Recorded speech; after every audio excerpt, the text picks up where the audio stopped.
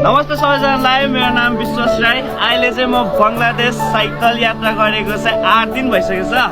अनि 8 दिनमा चाहिँ म पुगिसकेँ गोपी कृष्ण मन्दिर। देख्न सक्नुहुन्छ बङ्गलादेशको सबैभन्दा ठुलो मन्दिर है त।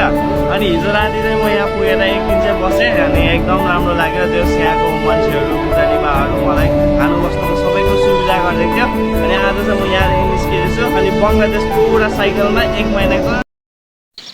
পলাশবাড়ির হরিণ মারি সারা বিশ্বে চেনা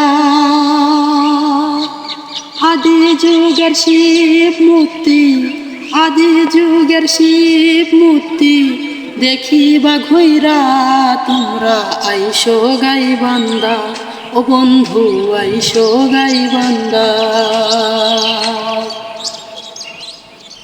हेर्नुको लागि यति धेरै मान्छेले चिनिरहेको छ। नेपालबाट आएको भनेर एकदम गर्व फिल छ।